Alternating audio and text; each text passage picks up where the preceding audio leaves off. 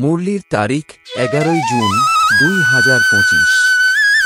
মুরলির শিরোনাম, এখন তোমাদের অসীম জগতের পবিত্রতাকে ধারণ করতে হবে।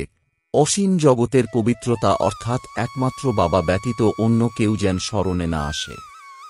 প্রশ্ন, বাবার কাছ থেকে উত্তরাধিকার প্রাপ্তির পূর্বের পুরুষার্থ এবং তারপরের স্থিতির মধ্যে কি পার্থক্য হয়ে থাকে? উত্তর, যখন তোমরা বাবার কাছ থেকে অবিনাশী উত্তরাধিকার নাও, তখন দেহের সকল সম্বন্ধকে ত্যাগ করে এক বাবার স্মরণে থাকার পুরুষার্থ করো, এবং যখন উত্তরাধিকার প্রাপ্ত হয়ে যায় অর্থাৎ স্বর্গ প্রাপ্ত হয়ে যায়, তখন বাবাকে ভুলে যাও। এখন উত্তরাধিকার নিতে হবে, তাই কোনো নতুন সম্বন্ধ গড়ে তুলবে না, তা না হলে ভুলতে কষ্ট হবে। সবকিছু ভুলে একমাত্র বাবাকে স্মরণ করো, তাহলে উত্তরাধিকার প্রাপ্ত হবে। গীত এই সময় পার হয়ে যাচ্ছে। ওম শান্তি। মিষ্টি মিষ্টি আত্মারূপী বাচ্চাদেরকে বাবা বোঝাচ্ছেন, জ্ঞানী ও অজ্ঞানী কাকে বলা হয়, এই কথা শুধুমাত্র তোমরা ব্রাহ্মণরাই জানো। জ্ঞান হল পঠন পাঠন, যার দ্বারা তোমরা জেনেছ যে আমরা হলাম আত্মা, উনি হলেন পরমপিতা পরমাত্মা। তোমরা যখন মধুবনে আসো তখন অবশ্যই নিজেদেরকে আত্মা নিশ্চয় করো। আমরা নিজের পিতার কাছে যাই। বাবা, শিব বাবাকে বলা হয়। শিব বাবা আছেন প্রজাপিতা ব্রহ্মার দেহে। ব্রহ্মাও হয়ে গেলেন বাবা। বাড়ি থেকে বের হওয়ার সময় তোমরা ভাবো যে আমরা এখন বাপদাদার কাছে যাচ্ছি। তোমরা চিঠিতেও লেখো বাপদাদা, শিব বাবা, ব্রহ্মা দাদা। আমরা বাবার কাছে যাই। বাবা কল্পকল্প আমাদের সঙ্গে মিলিত হন।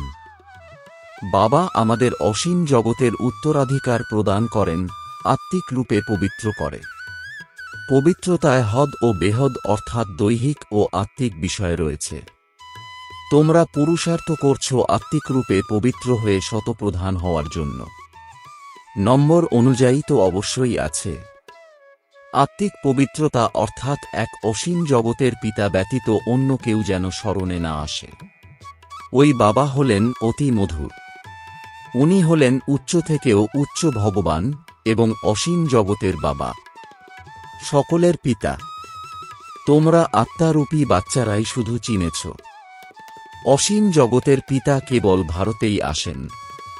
তিনি এসে অসীমের সন্ন্যাস প্রদান করেন। সন্ন্যাস হল মুখ্য, যাকে বৈরাগ্য বলা হয়। বাবা সম্পূর্ণ পুরানো ছিক দুনিয়ার প্রতি বৈরাগ্য অনুভব করান। বাচ্চারা, এই দুনিয়া থেকে বুদ্ধি যোগ বিচ্ছিন্ন করো। এই দুনিয়ার নামই হল নরক, দুঃখধাম। মানুষ নিজেরাও বলে যখন কেউ মারা যায় তখন বলে স্বর্গবাসী হয়েছে, অর্থাৎ সে নরকে ছিল, তাই না? এখন তোমরা জানো এরা যে কথা বলে সেই কথাটিও ভুল। বাবা সঠিক কথা বলে দেন স্বর্গবাসী হওয়ার জন্য। এখনই পুরুষার্থ করতে হয়। স্বর্গবাসী হওয়ার জন্য এক বাবা ব্যতীত কেউ পুরুষার্থ করাতে পারে না। তোমরা এখন পুরুষার্থ করছ 21 জন্ম স্বর্গবাসী হওয়ার জন্য। স্বর্গবাসী করেন বাবা। তাঁকেই বলা হয় হেভেনলি গডফাদার। তিনি নিজে এসে বলেন, বাচ্চারা, আমি তোমাদের প্রথমে শান্তিধাম নিয়ে যাব। তিনি হলেন মালিক, তাই না? শান্তিধাম গিয়ে পরে আসব সুখধামে পার্ট প্লে করতে। আমরা শান্তিধাম গেলে সর্বধর্মের মনুষ্য আত্মারা শান্তিধাম যাবে। বুদ্ধিতে এই সম্পূর্ণ ড্রামার চক্রকে রাখতে হবে। আমরা সবাই যাব শান্তিধাম, তারপর আমরা প্রথমে এসে বাবার কাছে উত্তরাধিকার প্রাপ্ত করি। যার কাছে উত্তরাধিকার প্রাপ্ত হয় তাকে তো স্মরণ করতে হবে। বাচ্চারা জানে স্বর্গের উত্তরাধিকার প্রাপ্ত হলে বাবার কথা বিস্মৃত হয়ে যাবে। এই উত্তরাধিকার খুব সহজভাবে প্রাপ্ত হয়। বাবা সম্মুখে বলেন, মিষ্টি বাচ্চারা, তোমাদের দেহের সব সম্বন্ধ ভুলে যাও। এখন কোনো নতুন সম্বন্ধ গড়ে তুলবে না। যদি কোনো সম্বন্ধে যুক্ত হবে তাহলে সেটাও ভুলে যেতে হবে।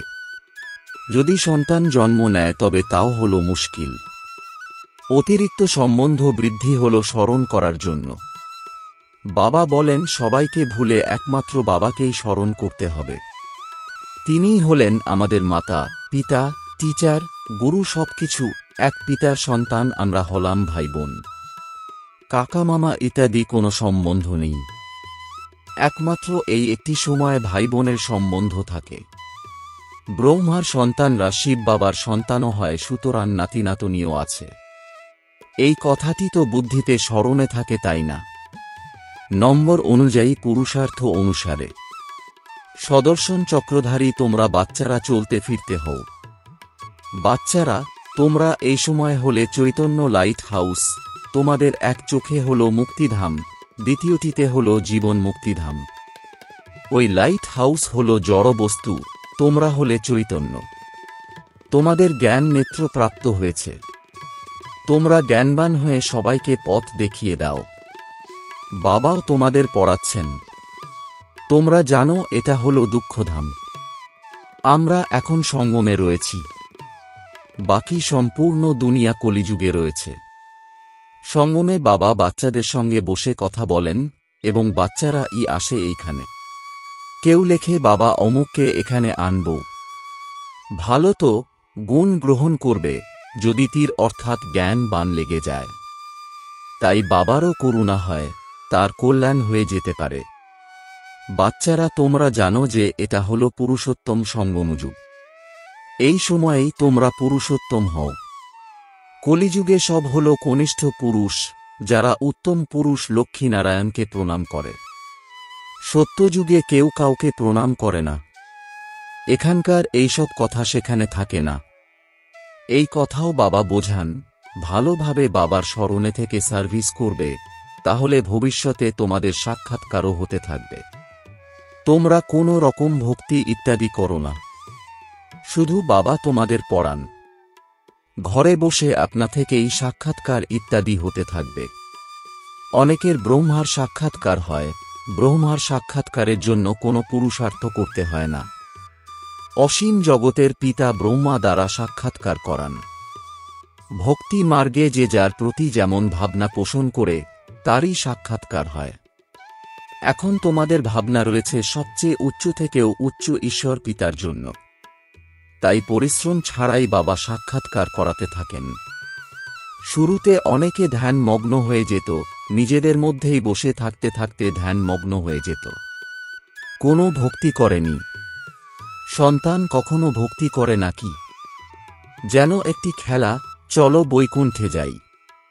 একে অপরকে দেখে চলে যেত, যা পাস্ট হয়েছে সেসব রিপিট করবে। তোমরা জানো আমরা এই ধর্মের ছিলাম। সত্যযুগে সর্বপ্রথমে হয় এই ধর্ম। এই ধর্মেই অনেক সুখ আছে। তারপরে ধীরে ধীরে কলা বা কোয়ালিটি কম হতে থাকে। নতুন বাড়িতে যেমন সুখ থাকে তেমন পুরানো বাড়িতে থাকে না। কিছু সময় বাদে সেই জাঁক জমক কমে যায়। স্বর্গ এবং নরকে অনেক তফাৎ, তাই না? কোথায় স্বর্গ, কোথায় নরক? তোমরা খুশিতে থাকো, এই কথাও জানো বাবার স্মরণে দৃঢ় হতে হবে। আমরা হলাম আত্মা, এই কথা ভুলে গিয়েই দেহ অভিমান এসে যায়। এখানে বসে আছো তো চেষ্টা করো নিজেকে আত্মা নিশ্চয় করো, তাহলেই বাবার স্মরণ থাকবে। দেহে এলেই দেহের সব সম্বন্ধ স্মরণে এসে যাবে। এই হলো একটি নিয়ম। তোমরা গানও গাও, আমরা তো এক বাবা, দ্বিতীয় কেউ নয়। বাবা আমরা সমর্পণ করব। এই হলো সেই সময়, একের স্মরণে থাকতে হবে। এই চোখ দিয়ে যা দেখছো দেখো, ঘোরো ফেরা, আত্মাকে শুধু পিতাকে স্মরণ করতে হবে।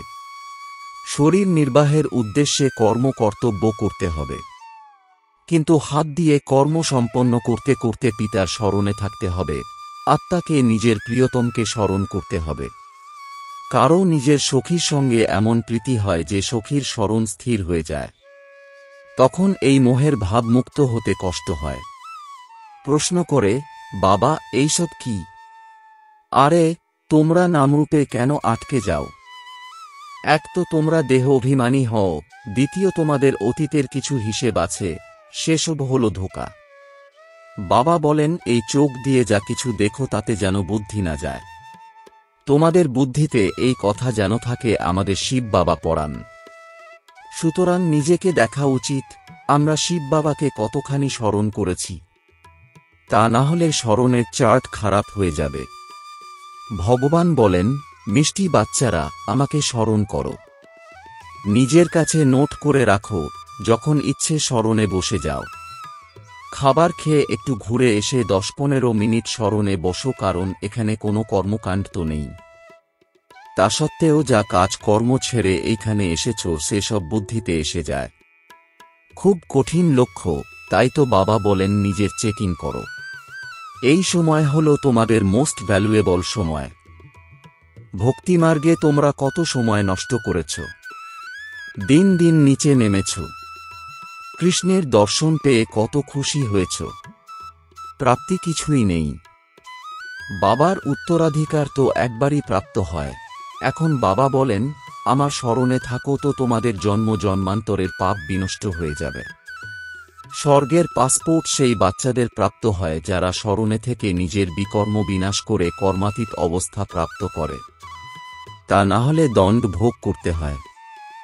বাবা আরও বলেন, নিজের মুকুট ও সিংহাসনের ফটো পকেটে রাখো, তাহলে স্মরণ থাকবে। এর দ্বারা আমরা এমন স্বরূপে পরিণত হই, যত দেখবে তত স্মরণ করবে, তখন এতেই মোহ অনুভব হবে। আমরা এমন স্বরূপে পরিণত হই, নর থেকে নারায়ণ চিত্র দেখে খুশি হবে, শিব বাবার স্মৃতি থাকবে। এইসব হলো পুরুষার্থ করার যুক্তি। কাউকেও জিজ্ঞাসা করো সত্যনারায়ণের কাহিনী শুনলে কি হয়। আমাদের বাবা আমাদের সত্যনারায়ণের কাহিনী শোনাচ্ছেন, কিভাবে 84 জন্ম হয়েছে, শেষবের হিসেব তো চাই, তাই না? সবাই তো 84 জন্ম নেবে না। দুনিয়া তো কিছুই জানে না, এমনি মুখে বলে দেয়, কেই বলে থিওরিটিক্যাল। তোমাদের এই হলো প্র্যাকটিক্যাল। এখন যা হচ্ছে, ভক্তিমার্গে শেষবের বই লেখা হবে। তোমরা সদর্শন চক্রধারী হয়ে বিষ্ণুপুরীতে আসো। এ হলো নতুন কথা। রাবণ রাজ্য মিথ্যাখণ্ড, সত্যখণ্ড রামরাজ্য হবে। চিত্রে সবই ক্লিয়ার আছে। এখন এই পুরানো দুনিয়ার অন্তসময় 5000 বছর পূর্বেও বিনাশ হয়েছিল। বিজ্ঞানবিদ যারা আছে তাদের চিন্তনেও আছে, আমাদের কেউ প্রেরিত করছে, যার দ্বারা আমরা এই সব আবিষ্কার করতে থাকি। বোধ আছে আমরা এই সব আবিষ্কার করলে সব শেষ হয়ে যাবে। কিন্তু পরবশ অর্থাৎ অন্যের বশে বশীভূত ভয় তো আছেই। সবকিছু বুঝেছে তারা যে ঘরে বসে একটি বোমা ছুঁড়ে দিলেই সব শেষ হয়ে যাবে। বিমান, পেট্রোল ইত্যাদির কোনো প্রয়োজন থাকবে না। বিনাশ অবশ্যই হবে। নতুন দুনিয়া সত্যযুগ ছিল, ক্রাইস্টের 3000 বছর পূর্বে স্বর্গ ছিল, এখন সেই স্বর্গের স্থাপনা হচ্ছে। ভবিষ্যতে আরও বুঝতে পারবে, তোমরা জানো স্থাপনা অবশ্যই হবে, এতে এক পয়সারও সন্দেহ নেই। এই ড্রামা চলতে থাকে কল্পপূর্বের ন্যায়। ড্রামা অবশ্যই পুরুষার্থ করাবে, এমনও নয় যা ড্রামায় আছে তাই হবে। জিজ্ঞাসা করা হয় পুরুষার্থ বড় নাকি প্রালব্ধ বড়? পুরুষার্থ বড়, কারণ পুরুষার্থের দ্বারাই প্রালব্ধ প্রাপ্ত হবে। পুরুষার্থ ব্যতীত কখনো কেউ থাকতে পারে না। তোমরা পুরুষার্থ তো করছো, তাই না? কোথা কোথা থেকে বাচ্চারা আসে, পুরুষার্থ করে। তারা বলে, বাবা আমরা ভুলে যাই। আরে শিব বাবা তোমাদের বলেন আমাকে স্মরণ করো, কাকে বললেন? আমি আত্মা, আমাকে বললেন। বাবা আত্মাদের সঙ্গেই কথা বলেন। শিব বাবা হলেন পতিতপাবন, এই আত্মা অর্থাৎ ব্রহ্মা বাবাও তাঁর কাছে অর্থাৎ শিব বাবার শোনেন। বাচ্চারা, তোমাদের এই দৃঢ় নিশ্চয় থাকা উচিত যে অসীম জগতের পিতা আমাদের বিশ্বের মালিক করেন। তিনি হলেন উঁচু থেকে উঁচুতে সর্বোচ্চ, অতি প্রিয় সকলের আমাদের প্রিয় শিব বাবা। ভক্তিমার্গে তাঁকেই স্মরণ করছি, গানও গেয়েছি, তোমার গতিমতি সবই পৃথক। সুতরাং নিশ্চয়ই তিনি মত দিয়েছিলেন। এখন তোমাদের বুদ্ধিতে আছে, এত অসংখ্য মানুষ ঘরে ফিরবে। বিচার করে দেখো কত আত্মা আছে, সকলের বংশ আছে। সব আত্মারা নম্বর অনুযায়ী গিয়ে বসবে। ক্লাস ট্রান্সফার হলে নম্বর অনুযায়ী গিয়ে বসে, তাই না? তোমরাও নম্বর অনুযায়ী যাও।